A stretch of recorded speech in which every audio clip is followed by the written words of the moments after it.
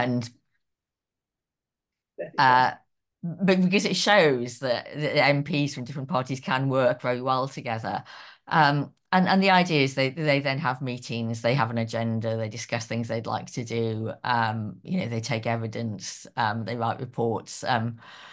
The very first thing this APPG, the birth trauma one, did was to hold an inquiry, which I think was a very bold and ambitious thing to do for a new APPG. But it was driven by somebody who is you know, is very kind of dynamic, I would say, and had a very clear idea of what she wanted to do. This was Theo. This was Theo Clark, yes, Yeah. yes. Who's sadly no longer with us. Well, I say sadly, but Yeah, different people have different opinions, but she was she a dynamic person. yes, she lost her seat on Thursday, and I think the thing about Theo is, whatever your politics, um, she was absolutely brilliant uh, in terms of being the kind of person who gets things done. She was just she was just amazing, actually. So all credit to her for that. And there were women and men from all the different parties involved, I think. I think one of our MPs was part of the group. Yes, that's right. I mean, there were quite a lot, actually. I think there were about 15 or 20 altogether in the group. Right. And her co-chair was Rosie Duffield of Labour, and they worked, very well together. I can't remember altogether who all the other MPs were because it was the APPG was formed such a short time before the inquiry. Right, And right. some of it was going for years and years. So, I met some of the other members briefly, but not for very long. But I'm delighted to say that our member for North Shropshire, Shropshire North, who got in at the by-election, has been re-elected in the general election. So we're really happy about that. Um, Yeah. Sarah, do you know, my mind's gone. But we'll get to that later on. But there were a number of men on the APPG as well. I'll take it up with Mike immediately. Yes. Yes, there were a couple of men on the APPG actually, and one of them did come to a couple of the inquiry sessions as well. And I'm sure you want to know his name, but I just can't think what it is. But he Not, was, not to worry. yeah, he was involved in some kind of sort of legislation on paternity leave, I think, as well. Sorry, I can't remember exactly what it was, but yeah. They're all listed actually in the reports. Yes, yes. Oh, that's a good point. Yes, We'll yes, get. yes. So, how many women in Britain, in England, separately from Wales, Scotland, and Northern Ireland, how many women are affected annually by this? Can you give us a? Yes, well, we've got a rough idea. So, but it is a very rough idea, actually. So we know about between 600 and 700,000 women give birth every year in the UK.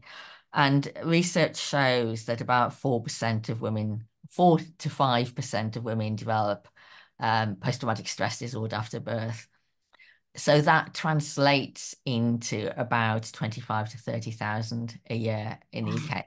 And that's a very rough figure because those figures aren't counted by the NHS. So that's entirely based on research. And that's just PTSD. And to get a formal diagnosis of PTSD is actually quite hard. You have to fulfill a lot of symptom categories. So there are quite a lot of women who experience trauma and distress after birth, but who don't kind of meet the criteria of PTSD. And that's a much bigger group of women, but it's quite hard to say exactly how many women. And this is building on a number of different reports from various hospitals around the country, which have been quite scandalous, haven't they?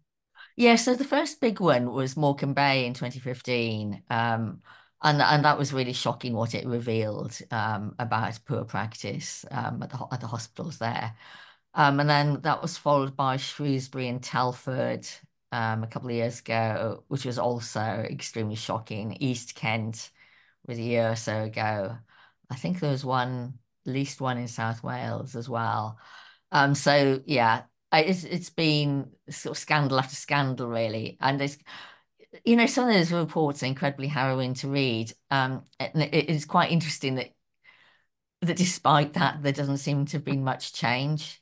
those reports haven't made as much difference as you might have hoped.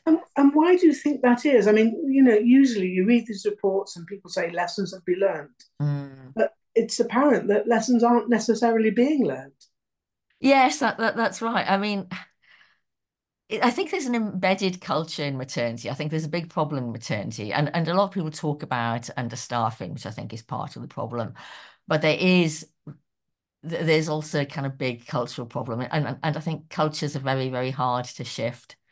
Um, and so I think that's what we see really is this kind of embedded culture in which women are not centered and women are not looked after properly. Um, there's quite often a tension, I think, between midwives and obstetricians. There's sort of professional jealousy as well, which I think you don't really get in other areas of medicine because maternity is unique in a way, in the way it works, that you've got two professional groups. I think that's part of the problem. But also kind of shocking to my mind, sort of lack of care for women, that seems to be accepted. I think that's very strange. And when Nia talks about her experience shortly, she can kind of talk a bit about what it's like to be on the receiving end of that. And also, an unwillingness to learn from mistakes and kind of seeming indifference in a way to things going wrong. One of the women who gave evidence to the inquiry, Emily Barley, her baby actually died, was stillborn, and the baby died because of mistakes really that were made during labour, sort of lack of proper monitoring and not listening to her when she asked them to do something. But they seemed largely indifferent to the fact that her baby had died. I mean, it's quite so extraordinary, really, where you think most professionals would think something's gone wrong here, I must learn from this, and that that didn't seem to happen. Is it to do with the sort of historic nature of childbirth and stillbirth that it has happened for centuries? And is there a kind of acceptance that you can't do anything about it? I mean, it strikes me as being unbelievably cruel, really. Yes, I mean, I do wonder if there's that element to it. Possibly. I mean, obviously, maternal mortality has dropped hugely, in the past sort of 100 years. And so stillbirth rates have dropped hugely as well. But maybe there's that kind of attitude of, well, these things happened, you just have to put up with it. And But yet, through all these centuries, we've gradually approached a status now where we can prevent a lot of things. We can look into diabetes or the various things that happen to women when they're giving birth.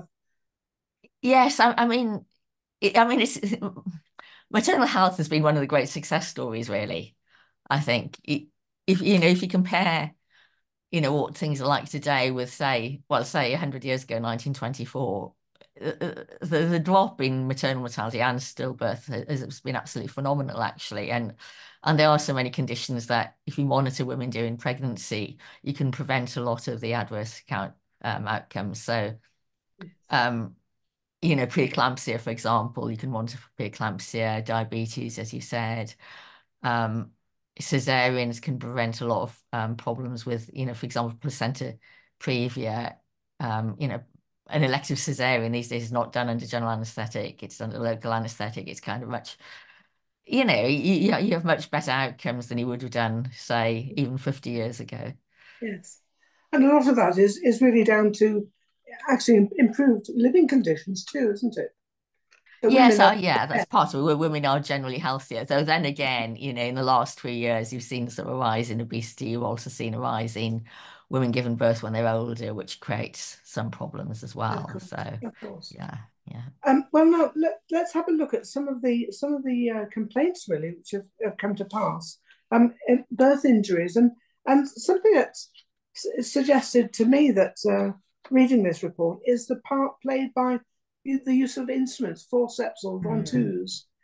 Can you talk about that, please? Because it seems that 7.5% in your report of all births are forceps, and something like 5% of ventouses, and Mm. the use of those suggests it's indicative in some of the birth injuries.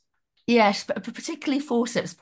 Forceps dramatically increases your risk of something called obstetric anal sphincter injury, or also known as a third or fourth degree tear, where the tear, goes as far as your rectum. So it's kind of quite a severe tear. And that, I mean, there are various risk factors for this happening. One of them is it's your first baby, which is obviously a risk factor you can't do anything about. As there are other risk factors, what one is South Asian ethnicity. Actually, with South Asian women are much more likely to experience this kind of tear. But a really major one is forceps. And I can't remember the exact figure, but it's something like, I think you're 6 times more likely to have a severe obstetric tear if you have a South forceps Asian. birth. Oh yes, yeah. Or yeah, if you're forceps. Yes, I might have to look up the figure uh, for forceps, but it's something similar actually. So It's it's shocking, isn't it? Yeah. yeah, so and women tend not to be aware of this going into birth. They don't know that you'll massively increase your risk of obstetric tear if you So have isn't this forceps. something that sort of antenatal preparation could help them become aware of this, or is it that people don't want them scared off? There's a strong element of not wanting to scare women, I think, so not informing them. But I think most women, there has been research on this, asking women, would you prefer to know or would you prefer not to know? And most Yeah. of them actually say they would prefer to know. And so you can do things to reduce the risk of having a severe tear. So, for example, perineal massage is one of the things you can do. Um, I mean, you can also say, of course, that you don't want forceps. That's the thing, that if it came to it, you prefer, say, a cesarean section to having Yeah. a forceps birth, or Von-2s. There's kind of interesting question here about Von-2s and forceps, because Britain has quite a high forceps rate compared to other countries. Quite a lot of European countries, they tend to use Von-2s rather than forceps. Um, and we're not completely sure why that is, but it seems to be to do with training. Yes. So it's not, and of course there's something as well called bimanual, I think it's called bimanual support of the perineum, basically when the baby's being born. If you can hold the baby's head and the woman's perineum at the same time Yes. and so ease the baby out, that means she's less likely to tear. Well, Um, that seems like common sense in a way. yes, it does. Yes. And yet, looking at the report, page 36, for those who are reading the report while we're talking, 7.5% of all births in England are by forceps, only 0.5% in Sweden and Austria. I Yes. always like to listen to find comparisons with other countries. How do they do it there, And it's, Yeah. it's a quite a dramatic difference, that, isn't it? It's incredibly dramatic, and it's kind of puzzling as well, actually, in that we weren't really able to get to the bottom of why this happens. And part of the reason seems to be that in the UK, quite often, uh, or if an obstetrician tries Von-2s, that will fail, and so they move to forceps. But quite often they think, right, there's no point in failing with Von-2s, they move into forceps, so they go straight to forceps. Whereas in other countries, they seem to have a much higher success rate with Von-2s. So there seems to be kind of training element there, in that maybe obstetricians on the continent are better trained. Yeah. I mean, the other possibility I originally assumed was, well, all these countries must be doing cesarean sections then, but they're not actually. If you look at the Netherlands, they have a low rate of forceps use and a low rate of cesarean section. Really don't know why that is. It's quite interesting. Maybe the women are told what the risk might be, or maybe that there's some other factor that we haven't yet got to grips with.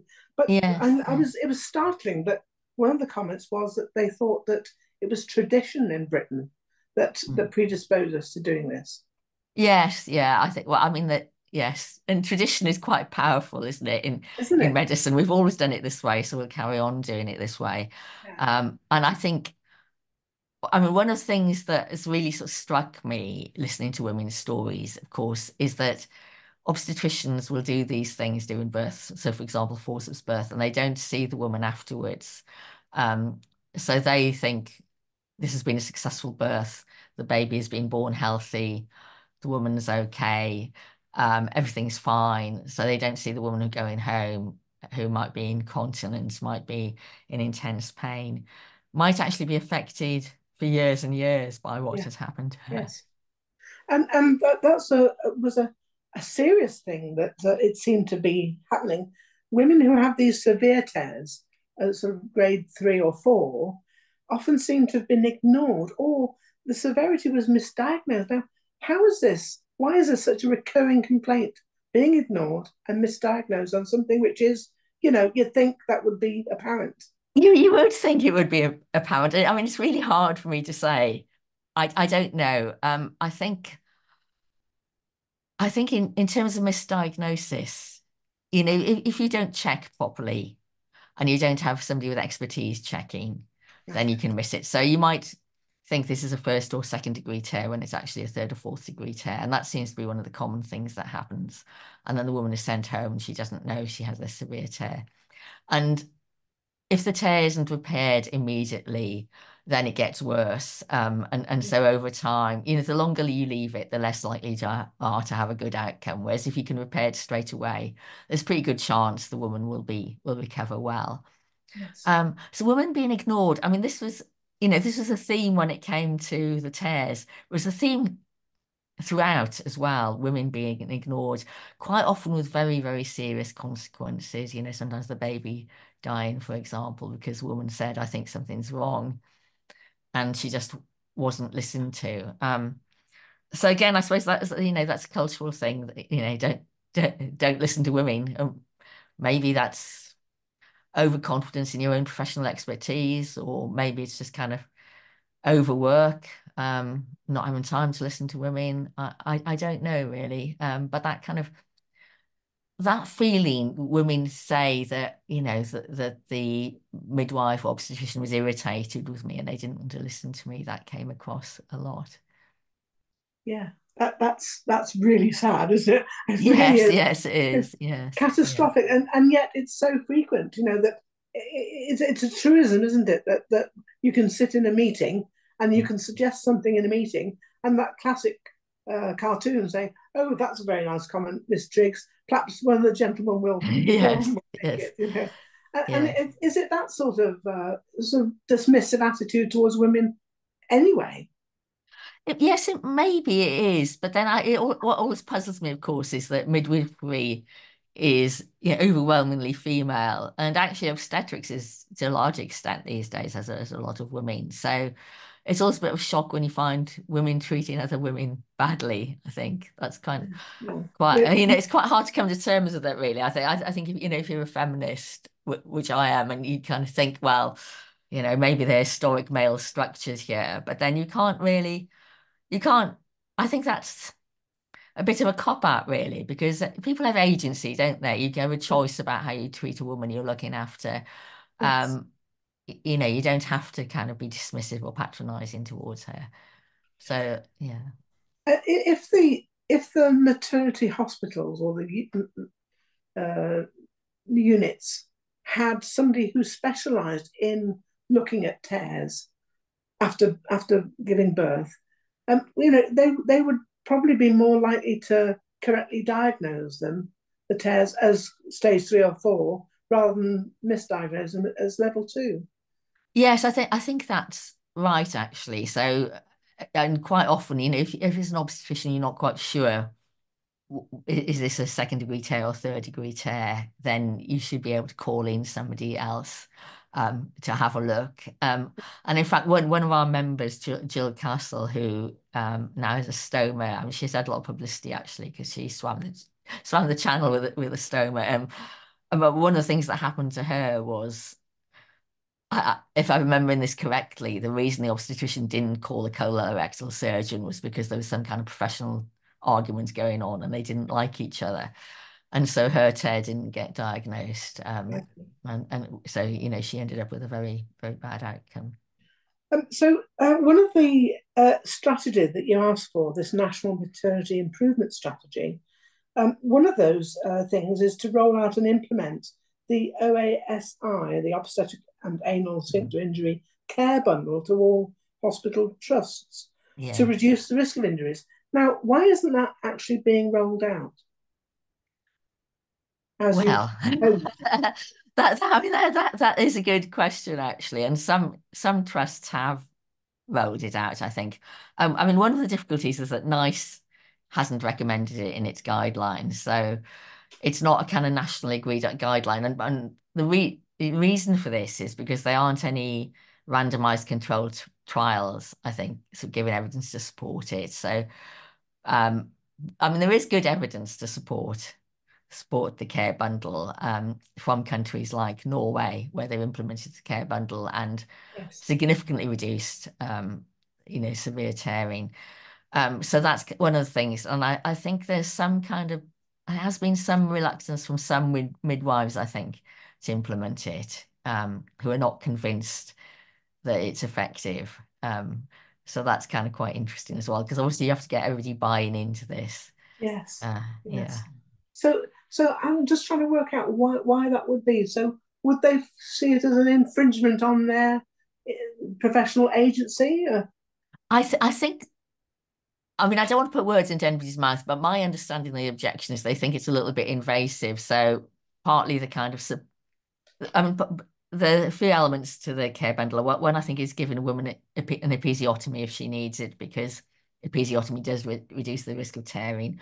One Yes. is the kind of the sort of holding the baby's head and the perineum, and then the other element is sort of offering the woman a sort of rectal examination after she's given birth to check, and I think they feel that's a bit sort of intrusive and a bit more invasive, really, if you're more the kind of hands-off sort of midwife, I think. Yeah, I think that's the objection. I see. But the women who are complaining of the problem, they would welcome that, surely.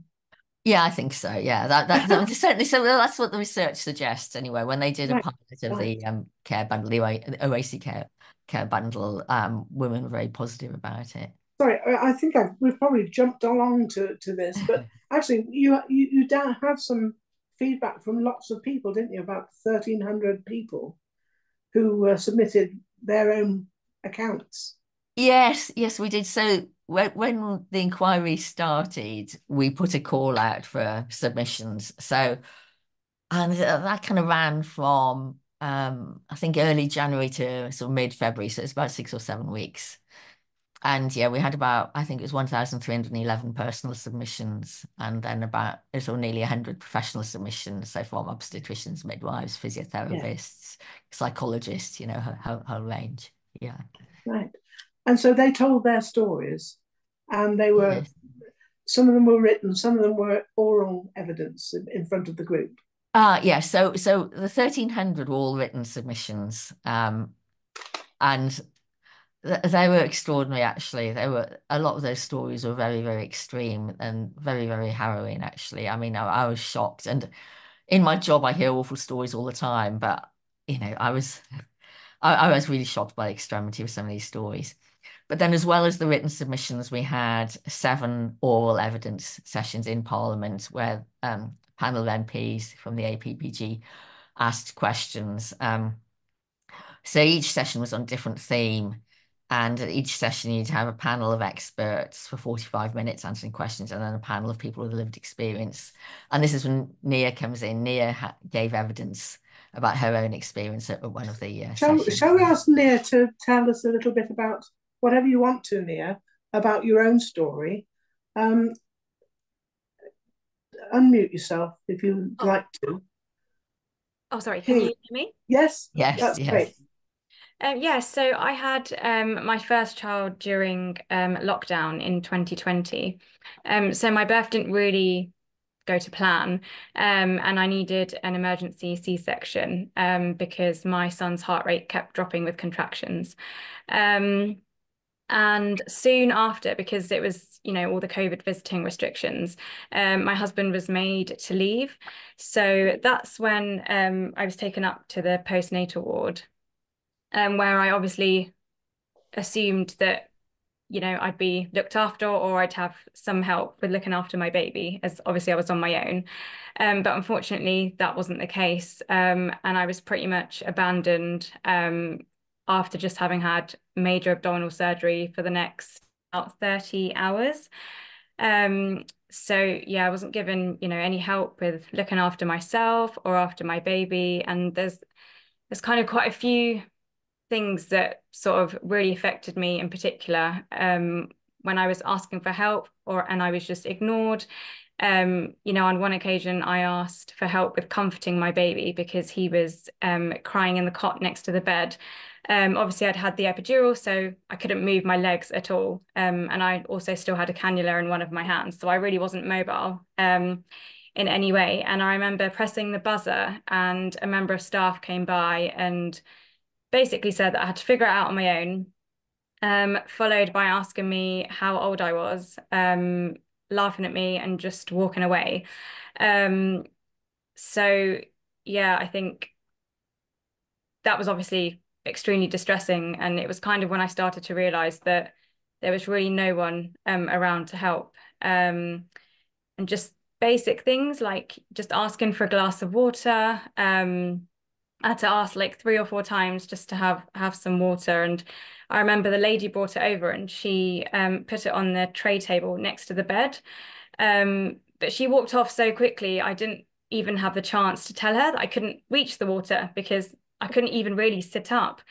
So I then had to press the buzzer again and, you know, just asked for it to be put in my hand. And again, I was just made to feel like a total burden. You know, later on that night, there was a few other mums there, but they'd all left to go home. So I was completely on my own through the night, with a screaming baby that I kind of physically couldn't keep getting up to go and check on, because obviously the pain in my stitches was just, you know, agonizing. Yeah, it was horrendous. I remember having like several panic attacks through the night, and my husband kind of called the ward like in the early hours of the morning, you know, asking them to check if I was okay. And what had also happened was that one of the midwives in the ward, she had overfed my son. So I was having trouble with breastfeeding him, but no one came to help. And they said that they would basically give him some formula to kind of top him up, which I agreed to. And so she kind of went and got like a 60 ml bottle of pre-made formula, and fed him that. And then she told me that he still seemed hungry, so she went and got another. I'm not entirely sure how much of that he had, but in the following hours, he was basically screaming. It just looked like he was choking, laid on his back and was constantly bringing up milk. And it was only after when I Googled it that I realized that, you know, a baby who isn't even 24 hours old yet should only need about 10 to 20 mils of milk. Mm-hmm.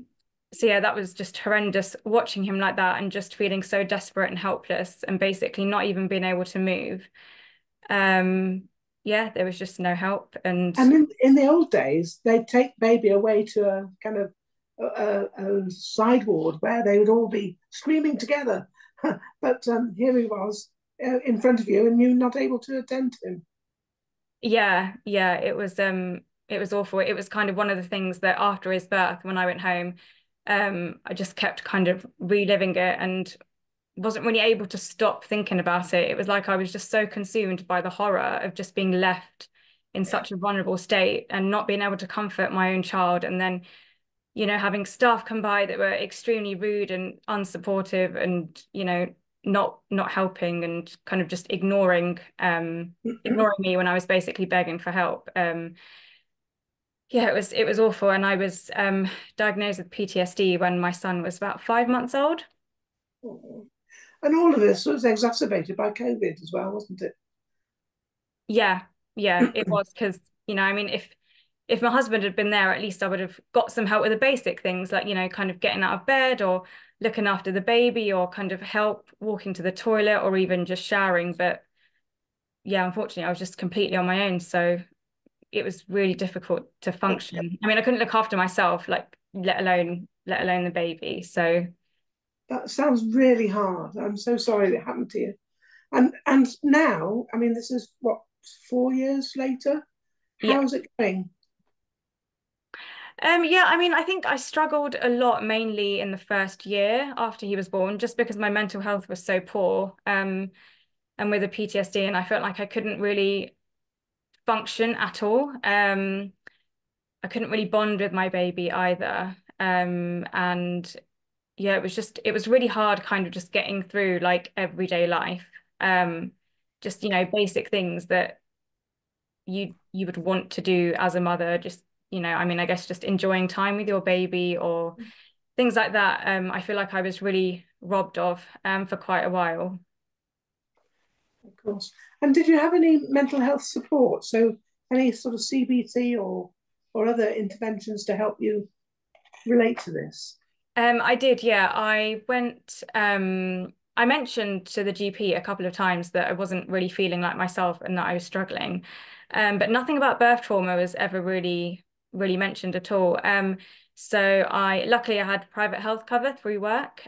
So I went privately and I spoke to a private GP who referred me on for psychological support. And yeah, I found a really lovely psychologist, actually from the BTA's website, who specializes in birth trauma. So yeah, she really helped, just turn my life around. Yeah. Good. So that for you, it's kind of eventually turned out not to be too bad, but the horror of the situation you were in must have been very unpleasant, very distressing. Yeah, definitely. And I think it kind of still resurfaces like around my son's birthday every year. Um I often get pain around my C-section scar, which I don't get otherwise, but it's always like in the few days before his birthday or around that time, which is quite strange in a way, I suppose, but I kind of feel like it's your body just like remembering the trauma. Yeah. So And independent of your own person, your body is doing it for you, if you like. yeah. We've got a comment here from Ali, who's so sorry about your experience. Ali, do you want to give this comment yourself to Nia? Let's see. No, maybe not. Sorry, I had my mute on. Hi, Nia. Sorry Hi. about your experience. I was feeling slightly upset when you were talking. My daughter had an extremely similar situation to you. First baby during COVID, emergency C-section, husband sent sis, everything went wrong. But the worst thing was the staff, the doctors, the midwives, like you, she couldn't breastfeed the baby, she couldn't hold the baby. And in the end, I had to stay with her. She lives in Bath, I live in Swansea. But strange thing happened. They wouldn't allow me and her husband, and she was there days. But over those 10 days, it could only be one of us. So we couldn't go one day and the next. She had to choose one of us for the 10 days. And she ended up having to choose because obviously I was more helpful with the baby. But she's now got post-traumatic stress. She's been diagnosed with that. And she'd love more children. She is terrified of the next time. So I really, really do feel for you. I think so many women I'm hearing are going through very similar things, especially if they gave COVID. Yes. I just hope that things have improved slightly. Yeah, oh goodness, I'm so sorry to hear about that. But like you say, it seems to happen all the time. I think it's actually quite a really common thing to happen to not have even basic standards of care. Um, yeah, it's just awful. I can really sympathize. Yeah, that's horrendous. Would you recommend, Nia, would you recommend that Ali's daughter consult somebody like your psychologist about either the CBT or eye movement desensitization and reprocessing, EMDR? Have you heard of that, Ali? That might help Yes, you. I have. Yeah, I have. Right. Yeah. I mean, she's seeing a therapist now, but she's a birth therapist. She's just somebody that she can talk to. So I mentioned I was here tonight and she wouldn't come. She's like, I can't do it. It's upsetting for me. I understand. Yeah. Well, maybe you can report back, and of course, I'm sure you're giving her all the help that you can. Yeah, But thanks absolutely. for that comment. Yeah. Thank you. Okay. Cheers, Annie. Neil, thanks very much. That was really good. Really interesting to hear your story. Is there anything else, any conclusions you can draw? Anything that you offered to the APPG about how things could take place? Yeah, I mean, I kind of think it seems to be quite a problem where there's just a complete lack of compassion. So like after women have given birth, it's like they absolutely just don't matter at all. And I think that's where the damage really happens, because it's probably like, well, one of the few times in your life where you really need some compassion, and help and just some understanding, in the first 24 hours after you've had a baby. And it's not like kindness is free. It's not something that, requires money to get right. It's just the bare basics. Just treat mothers like human beings. And yeah, I mean, I think a lot of trauma is basically caused by how you were made to feel and not by what actually happened. Um, so yeah, again, I guess if mothers weren't viewed in such a negative way, as if they were a burden after they'd had a baby, then yeah, I suppose things could be different and so many women wouldn't be left traumatized. So listening to the mothers, listening to them, centering women in what's going on, telling them what's going on, and paying attention to their distress, I'm guessing. Yeah, Thank you so much for your input. Now I know thank you're you. going to have to leave at some point soon Yeah, because you've got children to put sort to out. bed. Yeah, indeed. Thank you very much for Yeah, sharing. thank you so much for having me. Thank you. Cheers, Nia. Thanks Bye. a lot. Thank you. Bye. Kim, Yes. go to what you were saying before. I mean, these are the sort of stories that you read about in your report, and they're absolutely horrific, aren't they? They Something has been. are. Yes, Tell me, they are really. I mean, near story of poor postnatal care was very, very common. So we had a lot of stories where a woman might have had a traumatic birth, emergency C-section, forceps, postpartum hemorrhage, for example, where you come out of that feeling pretty wrecked, pretty ill. You go to the postnatal ward, and then instead of being looked after, you're left to get on with it. And that includes looking after this new baby. So women who can barely move are suddenly expected to do everything for themselves. They're supposed to get up and walk to the toilet, even if they can barely stand up. Expected to pick up a baby, even if they've just had a C-section. They're expected to feed the baby. Quite often, they feel too ill to feed the baby properly. If you've lost a lot of blood as well, feeding babies actually very hard, and they're not getting any help with this. I mean, I think that's one of the really extraordinary things is staggering. that women are just kind of left to get on with it really at a time when, as Nia said, that you're particularly vulnerable. Yes. Well, look, let's move on and have a look at some of the other evidence and reporting we hear here. Um, Ensuring better education for women on birth choices.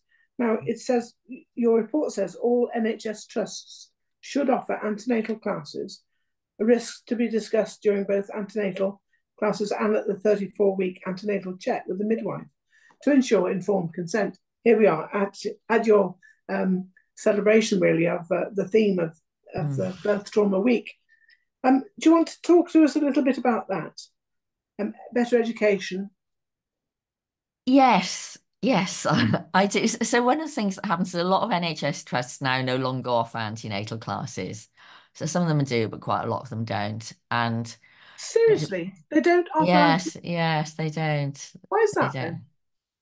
I guess it's money, actually. I mean, that's my best guess.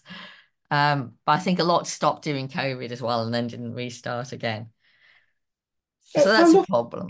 your report says the cost, the financial cost, let alone the emotional cost, to the NHS of these severe tears, OASI, 1.1 billion overall cost every year.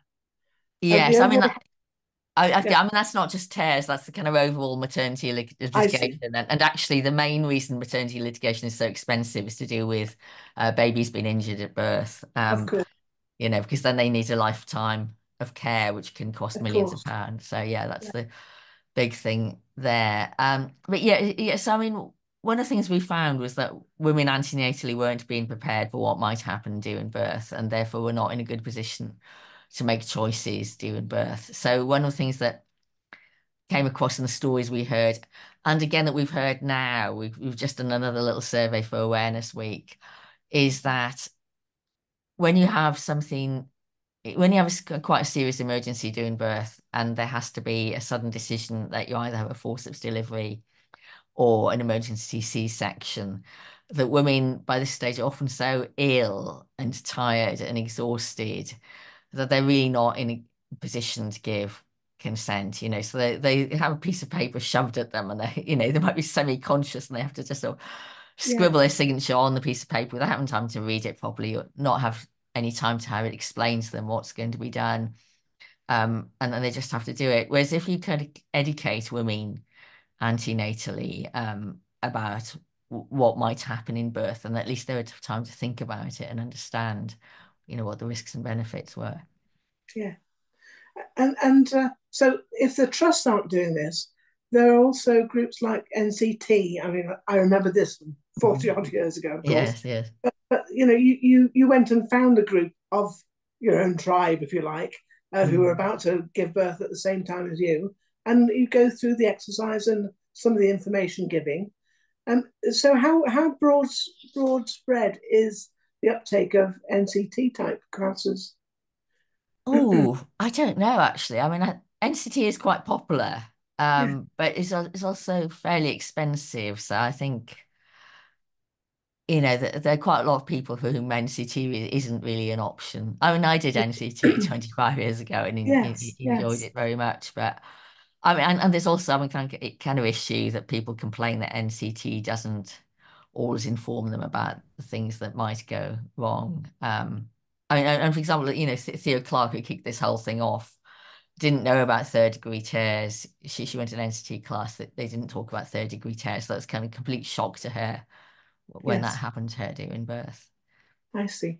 And I suppose if it's a sort of middle class pursuit as well, if you've got enough money to pay for the class, and those who don't can't afford it and don't go, they miss out on some of the information, but they also miss out on group bonding too, don't they? Yes, of course. Yes. So I think the one thing almost everybody gets from the NCT class is they make friends, which is, you shouldn't underestimate that, because, making friends when you're new parents is wonderful. And I think people do get that. But obviously, if you don't go to NCT class, then you can end up feeling quite isolated.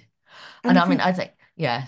So I was going to say, one of the issues I think that this whole business about informed consent and antenatal education and so on is women who don't have English as a first language are in a particularly vulnerable situation in birth, because we don't have good translation facilities a lot of the time. These women have much, much higher, I think something like 25 times the rate of maternal mortality as other groups.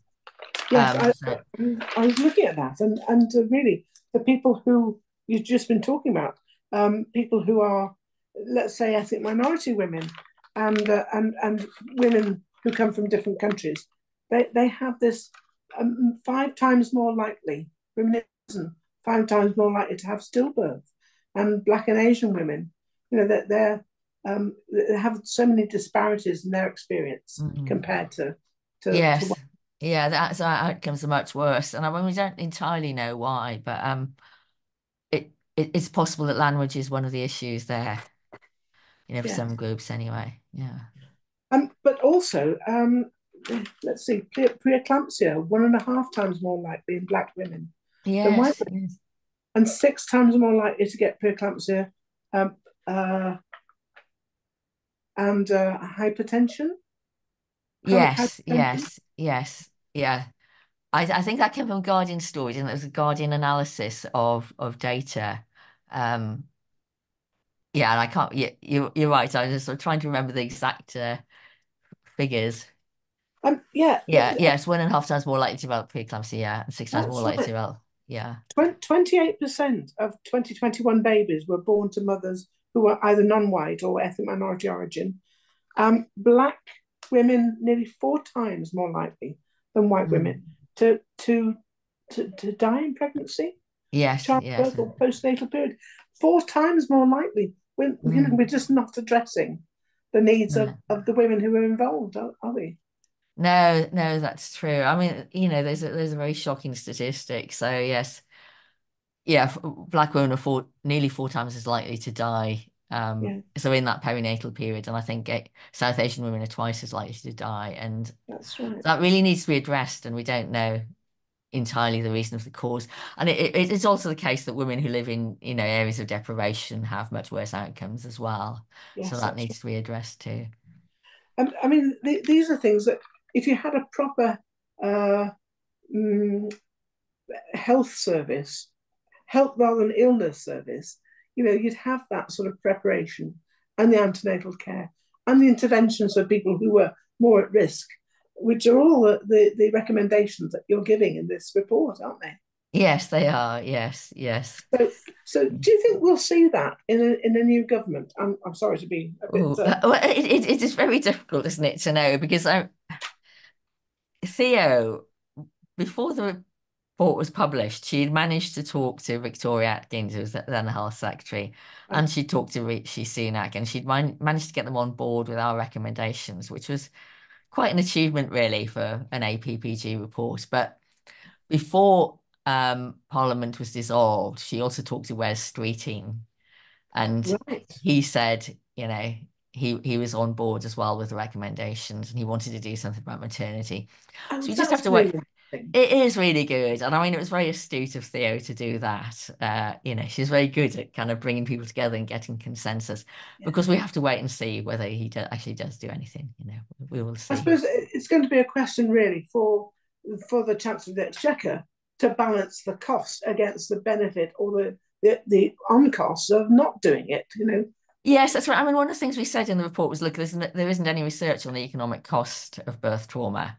So, and one of the recommendations was that the NIHR should fund research on the economic cost. And that was one of the things that Victoria Atkins said she was going to do, and hopefully that will be carried Sorry, what's the across. NIHR? Just for So National Institute of Health Research, there's a body that awards grants for health researchers. So you see what government is like. Money is really important, and if you can make an economic case for doing something, they're much more likely to do it. So if we say the cost of birth trauma is this much, then it yes, might kind of incentivize them to do something about it. And of course, there's a huge cost, because there's cost of women having to have mental health treatment, often to have physical health treatment, for injuries that affecting them years and years afterwards.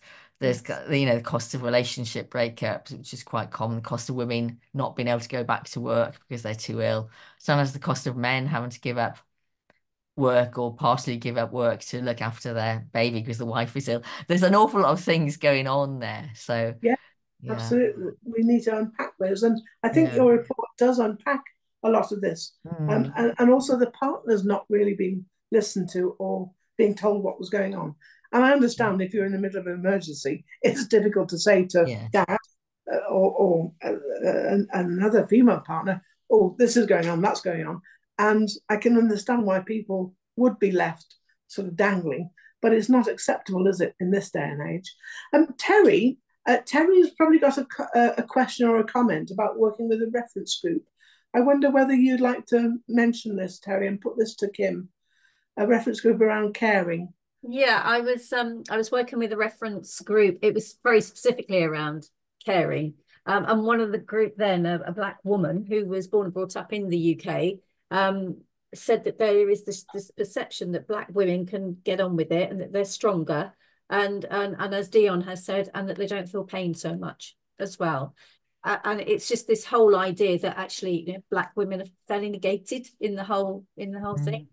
Mm. I was so shocked by this, but I have just been looking at the numbers and listening to Kim talk as well. It's like, actually, yeah, there seems to be truth in it. It's horrific. Yeah, no, I Yeah, mean, that just seems to be, a very sort of common theme amongst black women. And there were a couple of reports actually on black women's maternity experiences. One came from the campaign group Five Times More, and there was one from Birthright as well. And they both said that kind of perception of black women are somehow better able to withstand pain than white women, and therefore yeah, as you said, they could just be left to get on with it. That seems to be really common. And I went to a conference recently on South Asian women in maternity care, and the stereotype that seems to affect them is that they're told they're being princesses. So in other words, they sort of regard themselves as kind of very special and they, sensitive and they make too much fuss about things. With the same outcome, really. In other words, if they're asking for attention or they're asking for pain relief, it's assumed they're kind of exaggerating and they don't really need it. Yes. Um, so, but both those things, both those stereotypes go to, you know, make the experience harder and more traumatic for those groups. You actually hit on this thing that comes out in the report about women's experience of pain and pain relief. And I remember reading about some staff member throwing a paracetamol that she'd offered. That was all that was offered into the Yes, sink. And yes. it's almost so women don't need pain relief because, hey, this is normal. This is natural childbirth. Why would we need pain relief? Yes, I was shocked by the number of references to paracetamol actually in the submissions we had. It seemed to be a really kind of common response to a woman being in an intense pain that you give her paracetamol, which seems crazy to me. And a reluctance very often to give her something stronger, particularly reluctance to give an epidural. And yeah, I think there's still that kind of quite common attitude in maternity that somehow labor pain is good for you, and if you could just reframe your pain as, oh, what's the phrase they use for contractions? Something like surges. I think that's it. If you could kind of reframe your painful contractions as surges and regard them as helping you push out the baby, then you'd feel better about it and you wouldn't experience as much pain. But that's So if very there aren't dubious. natal classes and there aren't the exercises and relaxation techniques that we were taught, all those years ago, how are women supposed to reframe their surges if they're not taught how to cope with them? Yeah, I don't know. That's a difficult one, isn't it? And It I mean, really and is. also labor pain is extremely intense for a lot of people. I mean, I know, labor and birth experiences are very wide ranging, and some women have very sort of straightforward experience, manageable pain, short labor, everything happens as it should do. But for a Yes. lot of women, labor pain is really, really intense, and if it's going on for hours and hours, that can be absolutely unbearable. And for a lot of women who come to us, that's kind of a major feature of their PTSD is the memory of that pain and also being told, no, you can't have pain relief. And that kind of is something that they kind of dwell on, and plays Yeah. part in the flashbacks they have as well. I can see why you wouldn't want to give them opioids, maybe, because that might affect the baby, you know, Yes, crossing yes. the placental barrier. I don't know whether that's true or not, but I can see why that might be the case. But what about the old standby of gas and air? Don't they give those anymore? But I mean, they do usually give gas and air, I think, although there's been a bit of an issue recently about not being proper ventilation in hospital and the gas having a kind of adverse effect on the staff. And I think some Oh, hospitals did right. actually um did stop giving gas and air for a while. I mean, the thing like gas and air is it doesn't work for everybody. It works for some women and others. For example, when I was having my baby, I couldn't have gas and air. It just made me feel sick. Um, Yes. and also it's quite good at low level pain. It's not so great with really, really strong pain. So, Okay. Well, I mean, all of these aspects are things that are really quite disturbing about this. But I think the main elements of the strategy that you asked for, the first one, of course, was to recruit, train, and retain more midwives, yeah. and the various ancillary occupations as well. I shouldn't say ancillary, obstetricians and anaesthetists. Yes. All of them part of the team that would be needed to get a good outcome for women and babies. So, how's that going? Because I understand that we're losing trained midwives, aren't we? Yes, I mean, I think part of the problem is to understand really that it's not just about recruiting more midwives, because you can do that. You can create more midwife training places. And that's great, although it obviously takes 3 years, so you don't get that result straight away. But the bigger problem is midwives leaving the profession. And so when that happens, you lose years of experience. So that's very difficult. So having a newly qualified midwife is not equivalent to having a midwife who's, got 3 decades worth of experience. So one of the things you have to do is stop midwives leaving, really, if you can. And I think that's quite a difficult question, because obviously one of the problems is when midwives leave, that puts more stress and more pressure on the midwives remaining, which means they're more likely to leave as well. And so it becomes something of a vicious circle, really. Yes. So that's, I think we've got to think of ways to deal with that, really. Okay, that's true, but you've got to have a program of training because you know that a percentage of your staff will be lost over, if not for retirement, then for their own maternity, let's say, or disillusionment or not wanting to be blamed. I can see that you've got to have this constant training and intake. And if you don't, that really is going to make staff shortages, and that's going to make it harder to run a maternity unit. Yes. It's a kind of a hostage to fortune in terms of having maternal and neonatal difficulties, isn't it? Yeah, I mean, you definitely have to train more midwives. That's true. I think it's just not always easy to train No, health professionals because you need the staff to train them. You need the hospitals to train them in. It's, yes, and it's the same with doctors, really. You can't just, it's not like, not in magic an the English magic, degree, you can't just stick another extra 30 people in a lecture theatre. of course. It's really intensive training health professionals. So it's not an easily solvable problem, I don't think. Right. Okay. So that's something that is kind of key to taking place, and also providing universal access to specialist maternal mental health services across the UK. That was a second one. Recommend. Yes. So I mean, one of the positive things that has happened in the last 3 years is that NHS England has set up specialist maternal mental health services across England. So whereas before you just had perinatal mental health services, which were available for a year after birth, um, the maternal mental health services are available for 2 years, and they're designed to deal specifically with problems like birth trauma and baby loss, um, Yes. which is which is which is great because apparently England is the first country in the world to actually offer this. So, that's a positive. It is a positive. It is a positive, except of course those services are overstretched and underfunded, and there's Yeah, waiting lists. So all those things, of course. unfortunately, yeah. Ali's got a question to ask you now. We've already spoken, Ali, but if you can talk about the increase in starting labour. Yeah. Hi, Kim. One of my sort of concerns I've seen is around the increase in inductions. I've had quite a few relatives and friends who have been induced literally because they are one day overdue. And, the inevitable consequence of a baby who doesn't want to come, it's not ready, the trauma that the mother experiences.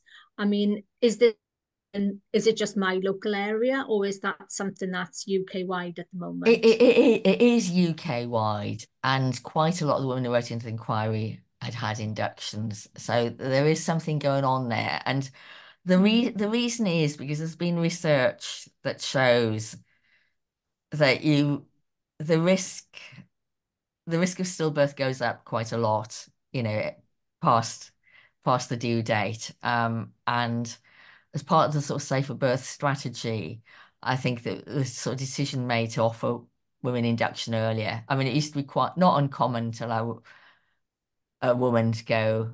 When I shouldn't say allow really, because obviously ultimately it's the woman's choice. You don't have to be induced if you don't want to.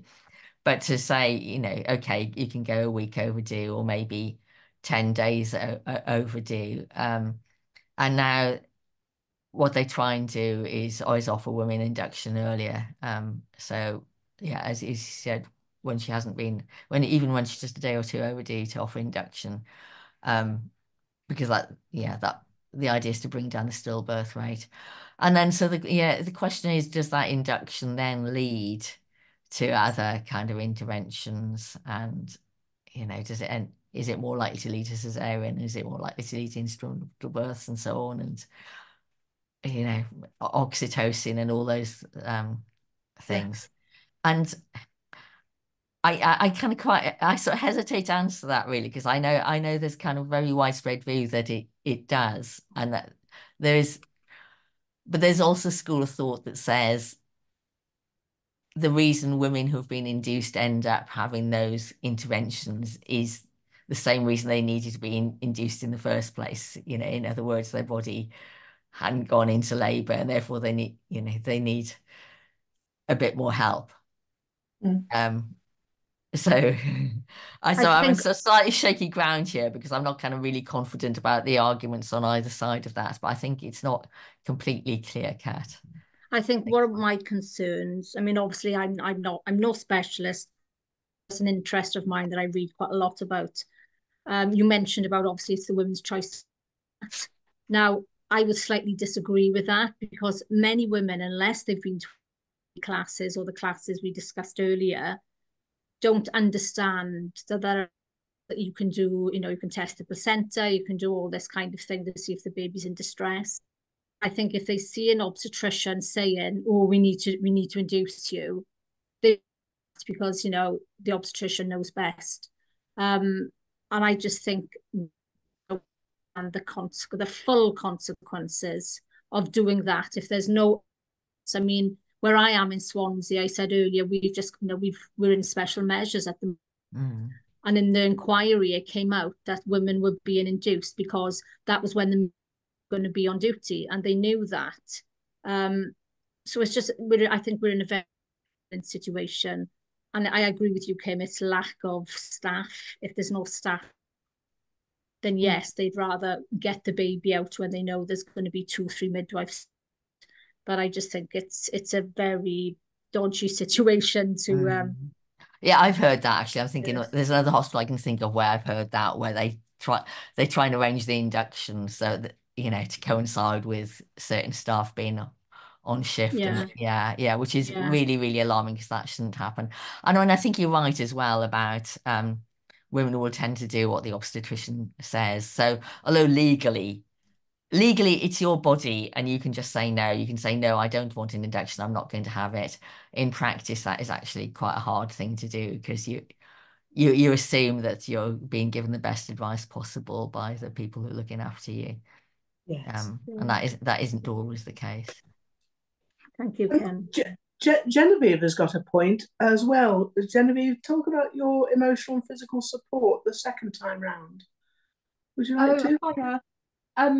The one about my being 22. Yeah. So when I had my first child, I was 22. When I first went to the midwives, it was, well, you're young, you're great, you're healthy, no risk to be assumed.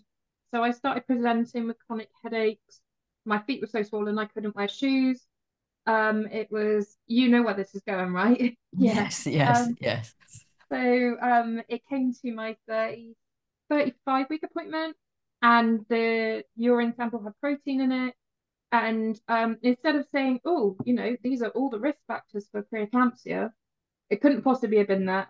She insisted I must have chlamydia, and asked me to do a swab to test for chlamydia.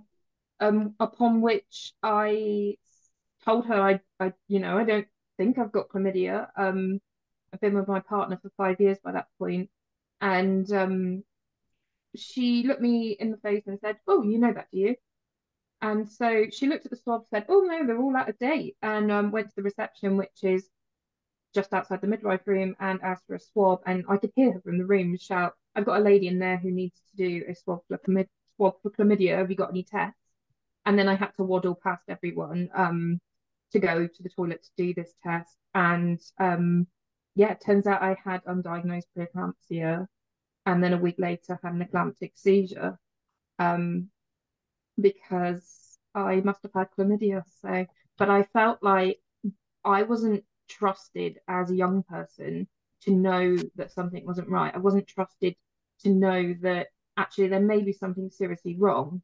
And all the signs, the symptoms, everything was presenting, but it was just disregarded because I felt, because of my age and the way that I was viewed by the members of staff that I came into contact with, which but like I said on the comment, that through work I work with quite a lot of mums, a lot of varying ages, but a lot of the young ones come up with the same issues, is that they're told, you can't possibly be in labour. Actually, they are. They know their body, they know their rights, and they know what's happening to them, but they are looked down upon almost because they're not, I don't know, somebody's view of what a woman should be, a woman who is old enough and mature enough to decide to have a baby, and so they're not listened to very well. Yeah, I mean, unfortunately, all that sounds, it just sounds very, very familiar. I mean, the failure to diagnose preeclampsia was, as you said when you were speaking, you said, where this is going. And of course, yes, because you had those signs already, and for some reason, the midwife didn't treat those signs as the red flag that she should have done. And it's really hard to understand why, actually, because they're looking out for preeclampsia. That's one of the things, obviously, that's why they test your urine. So it's really hard to think what on earth is going through their mind at that point. And again, the fact you talked about being young, we had a lot of stories like that where women felt they were particularly dismissed because they were young, and therefore they were treated as if they didn't really know what they were talking about. And there was no reason to listen to them. And it's very hard to hear those kinds of stories.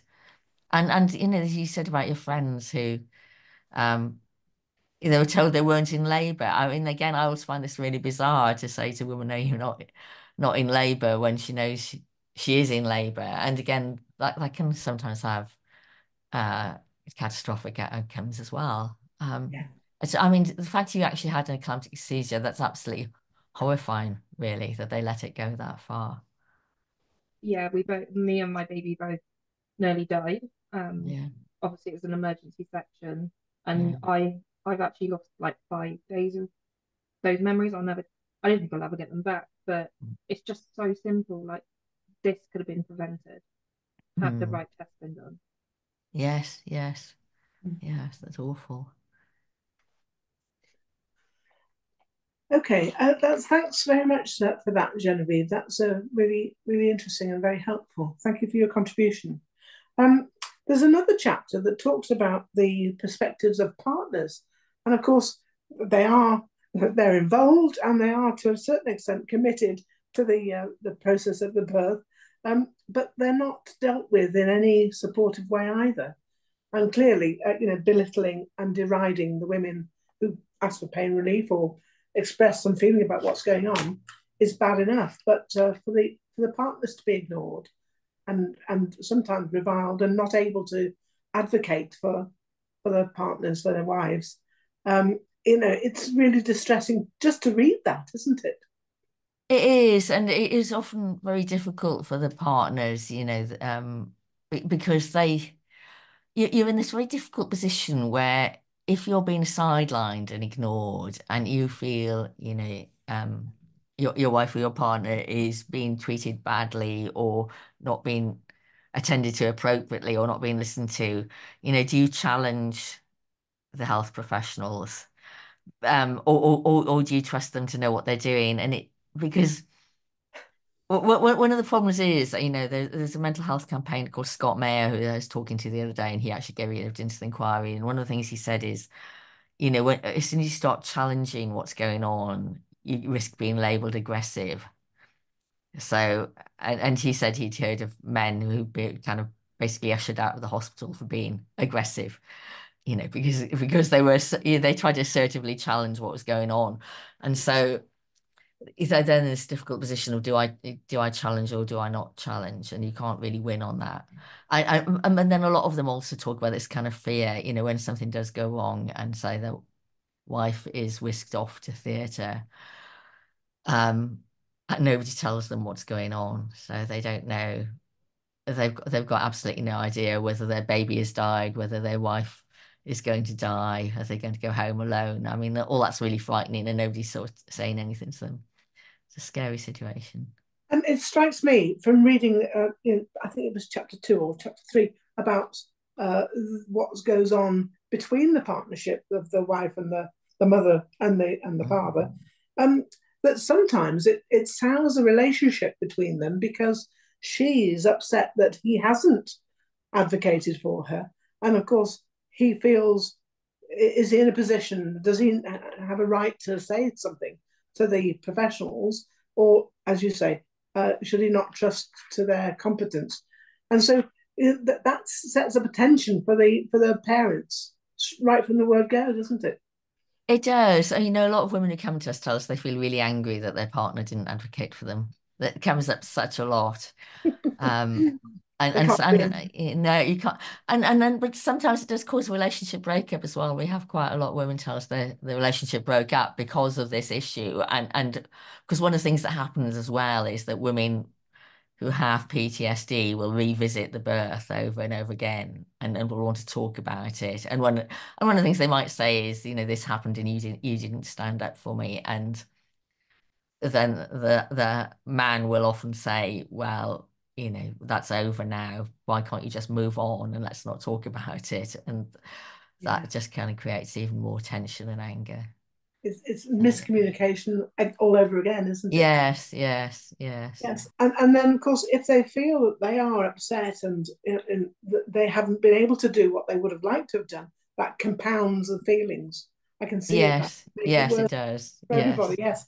Yeah. So there's all sorts of communication and relationship difficulties that this sort of bad experience can really make a huge difference to. Reading this, I felt how lucky I was in my position all those years ago that none of this happened to me. Thank goodness. But the fact that you're always on the edge. I mean, I read every book I could get hold of, Sheila Kitzinger onwards, to find out what actually was going on all the time and how I could make the best of it. But that's because I'm a reader, but not everybody is a reader, and not everybody wants to get into the ins and outs of the various luteinizing hormones and what have you. I get that, but the more information you have, I think, the better you're able to deal with what's going on. I think that's true. I think as well, it enables you to be prepared for all the different eventualities, because they are quite often things that will take you by surprise, actually, even if you're well informed.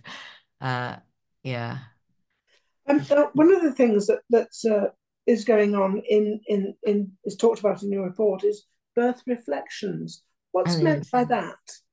Yes, so this started a few years ago, actually. Was some maternity units started a service called Birth Reflections or Birth Afterthoughts, and sometimes known as a birth debrief as well. And the idea of this is that if you had a traumatic birth, then you can go back to the maternity unit and read through your notes with a midwife, usually a midwife, sometimes an obstetrician, who'll just talk through the birth with you about what happened and why it happened. And so the idea of this is it fills in the gaps. So a lot of women who've had a traumatic birth don't really remember it very well. And so, or they remember bits of it vividly, and then there are bits that they don't remember. So it sort of fills in those gaps. And it's kind of way of answering questions as well. Why did you make this intervention this time? Why did you make this decision? I don't understand. And sometimes one of the things that can achieve, if it's done well, is to remove some of the guilt from women, because women quite often feel guilty when things go wrong in birth. And so there's an issue there of being able to reassure them that it wasn't their fault, that this was just something that happens.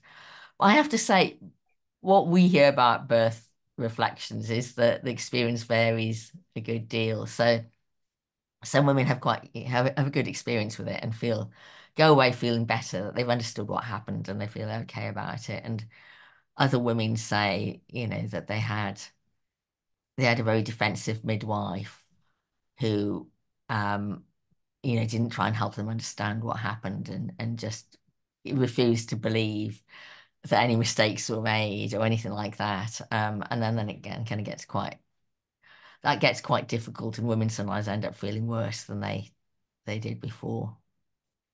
Yeah. I can see that, and yet there's so much involved in all of this, and the lack of research. And Dion in the chat mentions a lack of research for global majority communities. You know that it's not just British women not being researched; it's anybody anywhere in the world not being properly researched on. And you mentioned this because there hasn't been randomized controlled trials. NICE don't recommend this process, but there are lots of random uncontrolled trials going on every day with women giving birth without support effectively. Can they not take those into account as well? Yes. Yeah, so can they not take into account the actual woman giving birth, you mean, as in, the Yes, fact the woman giving it? Yeah, I mean, this is something I've thought about quite a lot as well. I mean, if you have, say, 600,000 women giving birth every day, then you've potentially got a very rich source of data there about what happens in birth and what indeed. works as an intervention, what doesn't work. And if only you could gather that data and analyze it, you'd probably be in a lot better position um, to make sure that women had a good birth experience. And so that, yeah, it's about how you collect that data, I think, and analyze it. Um, and so one of the things historically is that, women had handwritten birth notes rather than electronic ones. So it's obviously harder to kind of gather that data and analyze it. But now we're still seeing a move towards electronic birth notes. Maybe that will be possible. Yes, and does that mean that the IT systems are working well together, and that you can share them in the groups? Because again, I would have thought that following any birth, there would be a review of what happened well, what didn't happen so well. But is that compromised because there's so much staff shortage going on that they simply don't have the time to do a weekly sort of staff review of what's been going on? Yes. I don't know, actually. I don't know. I don't think they review every single birth. I mean, I think that would be quite time consuming. I think it's probably just the ones where there's been some Yes, indeed. something's gone very badly wrong that get reviewed. So, um, yes, I mean, ideally you would want that. I mean, what you want is to be able to share good practice. I think that's the kind of thing that you really want. Yeah.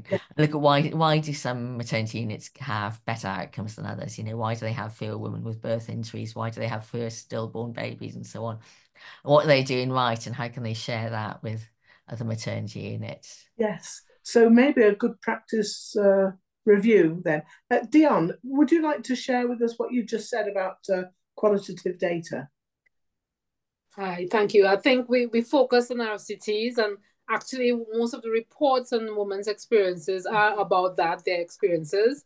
And there's a lot of learning. There's also a role in sort of doing different approaches. So yes, we can do sort of quantitative data, but you can also look at experiences. You can look at emotions, what we call emotional touch points, where we look at the different parts of the journey, and you can use that information to triangulate. I think Yeah.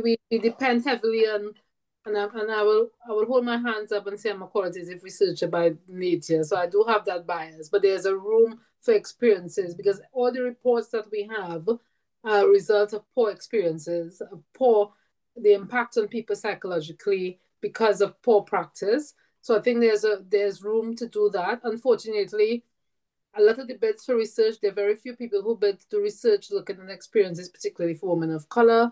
And there's a real missed opportunity there for me. And I would like to see some things like that open up a bit more in future, because we've had numerous reports with the same themes. When are we going to learn from those same themes? Yeah. Yes, that's a good question. Yeah, I'd love to know the answer to that. It's very hard actually to see the same kind of thing being said and found over and over again, and nothing changing. You know, I mean, I think sort of maternal outcomes for Black mothers actually kind of one of the big things. So it's so very interesting.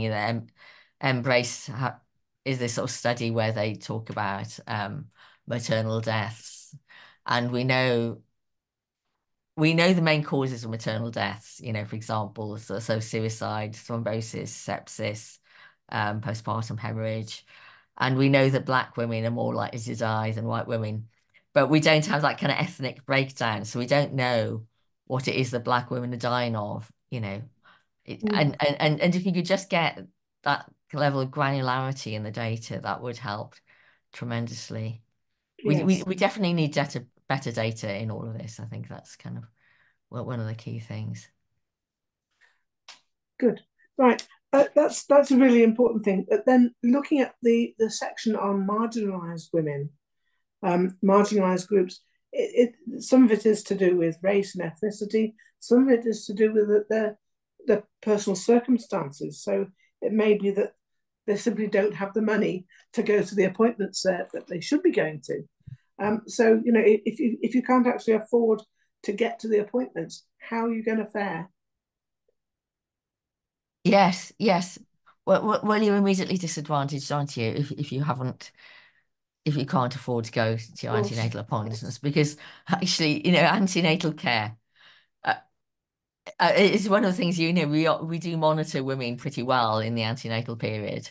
But even if postnatally, women tend to get neglected. But if you can't afford to go to antenatal appointments, then it becomes very difficult, doesn't it? You're immediately at a disadvantage.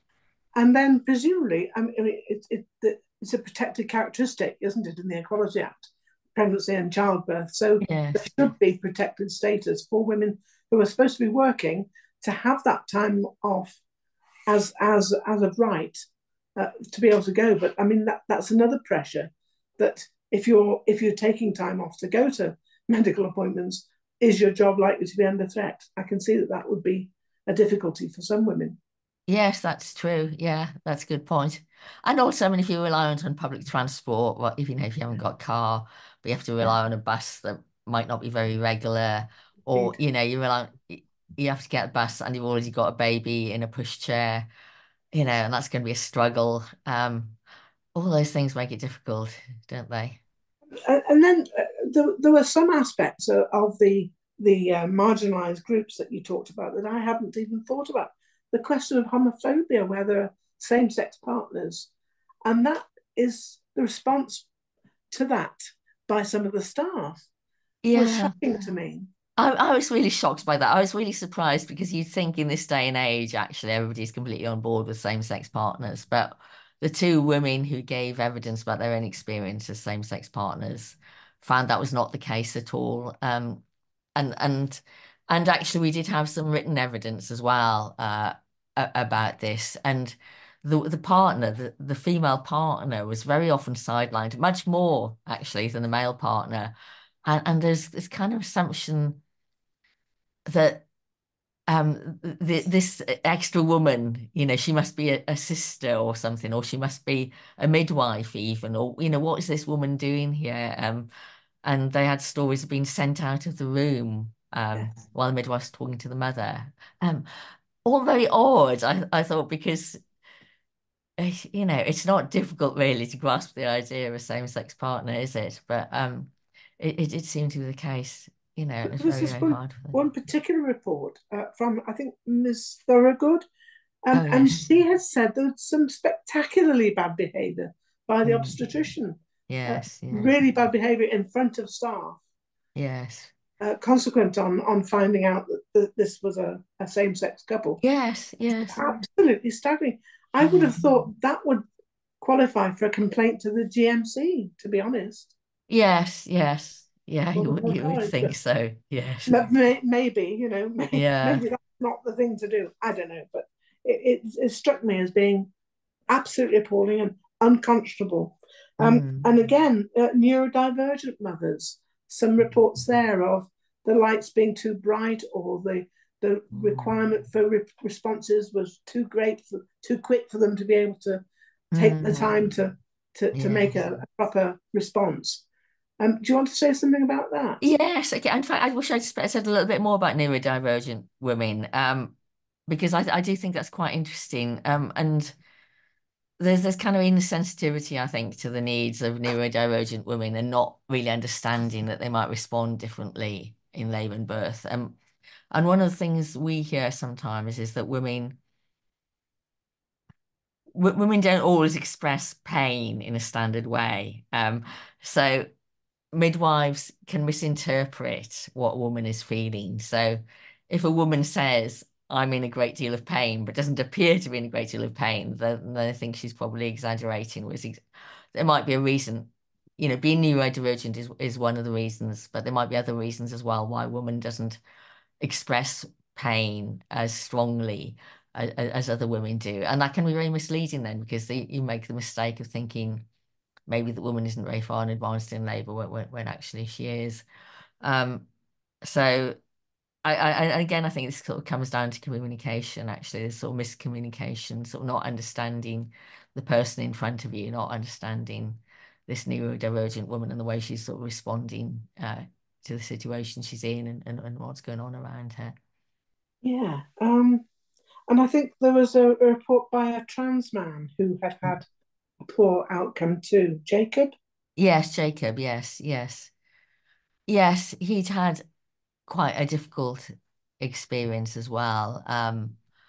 And I think, yeah, I think it had been hard for him, and he kind of felt he wasn't sort of well understood by staff as well, as well as he might have been.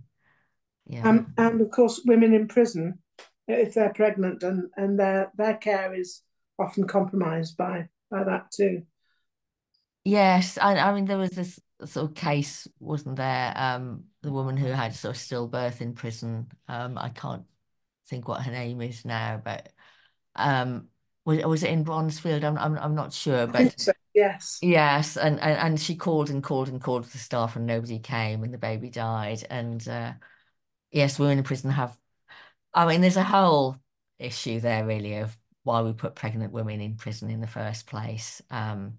And then the way they're treated, they're not given good antenatal care, they're not looked after properly, they have much higher rates of stillbirth. It's absolutely tragic, really. I think prison is just a massive issue, actually. Why?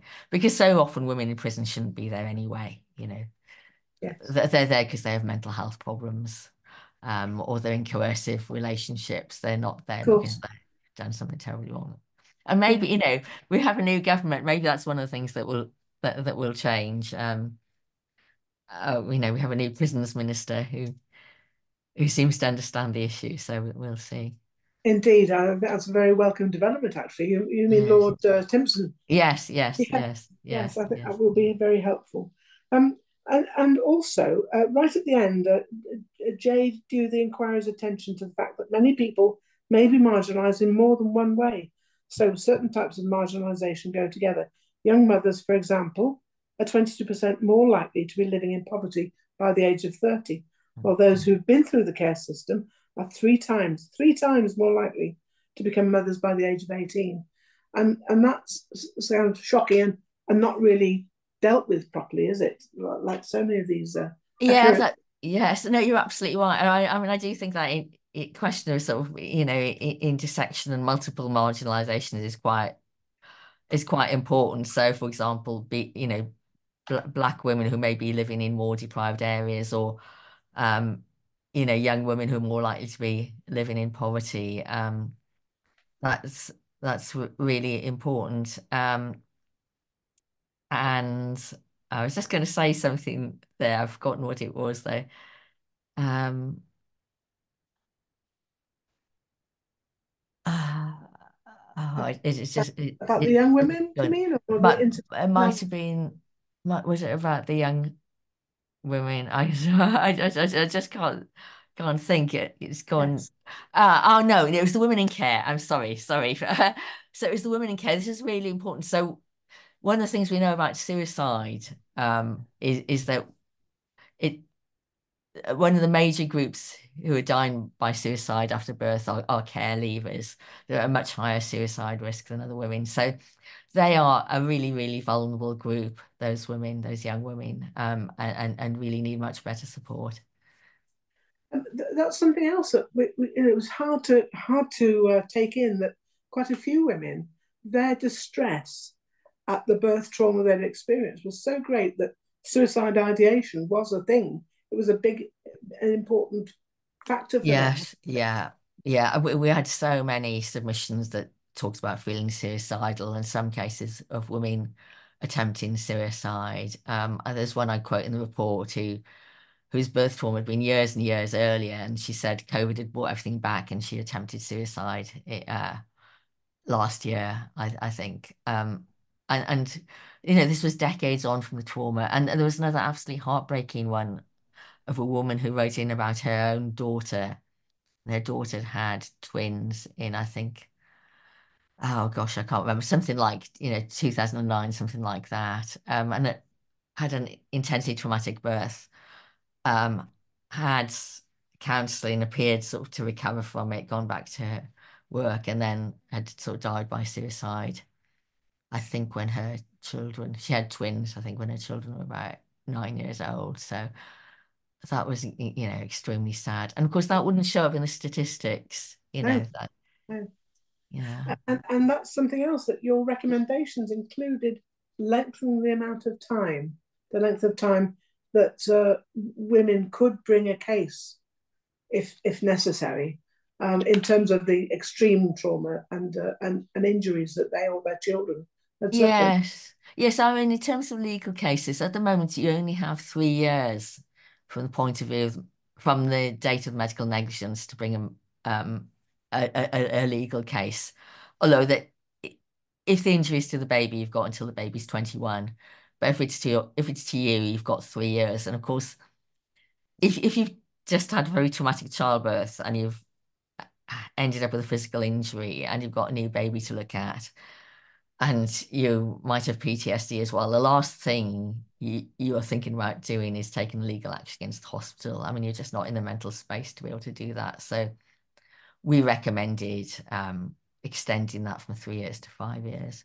I mean, I don't know if that will happen. I suspect it won't, but it was something again that came up in quite a few of the submissions.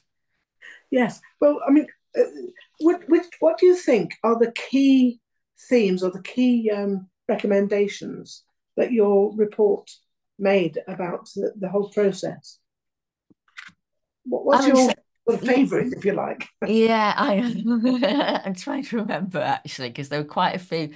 Because as well as having the main 12 recommendations, then we had extra recommendations in each of the chapters. And Yes. we called the report Listen to Mums, and I think really that was the main one. That if you listen to what mothers are telling you and you put women at the center of care, then actually everything else falls into place. I think that's the Oh, key thing. it I mean, sounds so simple, but it it does, must be. doesn't it? It Yeah. does. And that really is a kind of total nursing care, really, isn't it? It's centering the It is. patient, if you like, Yes. service user. And so that seems to me to be the critical feature of all of these issues is listening to what the patient says, the labouring mum in this case, Mhm. and then following that up with a proper response. Yes, exactly. And it's so hard to understand why that doesn't happen. There's this famous saying in medicine, listen to the patient, he's telling you the diagnosis. Of course. Um, but, and yet so many doctors don't do that. And it was kind of interesting that some of these women, it wasn't just that they weren't listened to during labour and birth. They'd go to their GP afterwards and say, I'm totally incontinent. And the GP would say, oh, well, that's completely normal after childbirth, which of course it isn't. So they were kind of not listened to over and over again by different professionals. It's quite extraordinary. And if the GP doesn't listen, they are not going to refer them on to appropriate care for is maybe a fistula or something like that, or Mm. care. Yes, that's right. Because the GP is the gatekeeper, so that makes it very hard. That's So a right. woman who could be benefiting from physiotherapy or benefiting from a urogynecologist, she isn't Yes. getting that because the GP is stopping her. Now our host has got a question. You've just made a really good point here about maternity single delivery. Rachel, do you want to make that point? Um, yes. Are you aware of the maternity single delivery plan that was released about 15 months ago, 18 months ago? and it has four themes. One of those themes is listening to women. And if you are familiar with the content of that plan, do you think it will actually be effective in tackling some of these problems? Yeah, I do. I do know it. I wouldn't say I was kind of massively familiar with it because there've been quite a few sort of maternal strategy things, but I have come across it. And I suppose, I mean, I don't know, to be honest. I mean, the main recommendation we really had in our inquiry was to have a single maternal strategy because there've been quite a few sort of delivery plans and safety plans and so on. And the idea was just to kind of bring them all together to have a single strategy to improve care. Um, and I don't know. I honestly don't know. There have been so many attempts to improve maternity that don't really go anywhere. And I want things to improve, and I hope our report makes a difference, but I honestly don't know if it will. There's a group of parents who also calling for an entire kind of inquiry into maternity nationally, a big kind of full-on inquiry. And I can understand why they want to do that. And maybe that's what we need. I don't know. Well, maybe now's the psychological time to do it, with a Yeah, fresh, maybe it is. Yeah, maybe yeah, that's the thing to do. yeah. Has anybody got any more questions? Because we've had a lot of really good comments and questions this evening. And Margaret's saying, Margaret, do you want to make your comments about the opposite experience of yours? Margaret, maybe not. There we go. I'm here. Okay, fire away, Margaret. Yes, I mean, my daughter is 46 now, so it's many years ago. But I've always been able to stand a lot of pain, and I never made a fuss. And she's my youngest. I have had 5 children, she's my youngest. Never had gas in her, never had any problems of any kind. No tears, nothing, no stitches. And when I had to have because she was my 5th child, I had to have her in hospital, in the big hospital, not in the local maternity unit. Even though I had had no problems. So I went in, much to my annoyance, but I went. And the midwife said to me, examined me, etc. And she said to me, "Oh, you'll sleep it off." And my husband was with me, and he sort of looked at me, and I said, "You are not leaving me." And 15 minutes later, Caroline was born. She'd given me a sleeping tablet as Oh, well. she's giving you a sleeping tablet. Oh my goodness. Yes. Oh, that's amazing. That's amazing. Yes. She But actually yeah. gave me a sleeping tablet and said, "You will sleep it off." And I said, "You're not leaving me." And he Yes. stayed with me. And like I say, 15 minutes later, she was born. It's really interesting. But I think one of the things we do sometimes hear is sort of stories about midwives who are overconfident about their ability to tell when a woman's in second stage labor, and I think that they go a lot on, is this woman making a fuss? Is she making a lot of noise? That kind of thing. And they very often get it wrong. It's not, you know, like you said, you were very good at withstanding pain, and it was your 5th baby, and yeah, you didn't have any problems, and so there's an error of judgment there, isn't it? But I mean, Yes, I bet she was surprised, was she? she was. She was. Yes. Yes, Well, that's a very positive outcome. yes, It was yes, a very yes. positive outcome. And maybe that's a good one on which we can end, because there's quite a lot of horror and upset and being ignored involved in the reporting that you've put together here, Kim. Thank you very much indeed for that. And thank you for coming to talk to us about it and field these questions. Thank you And very much. what I'd like to say is thank you for undertaking the whole birth trauma reporting stage. And I think that next week you're your focus on Birth Trauma Week will be fruitful. And maybe that's the opportunity for you to lobby the health minister and see if you can get some real change underway. I'd like to thank you for coming along and doing that. I'd like to thank Rachel for managing the event for Liberal Voice for Women. We aim to put the talk up on our YouTube channel as soon as we can. Thank all of you for your great questions and comments. We're going to meet next on Monday the 12th of August, but it won't be me.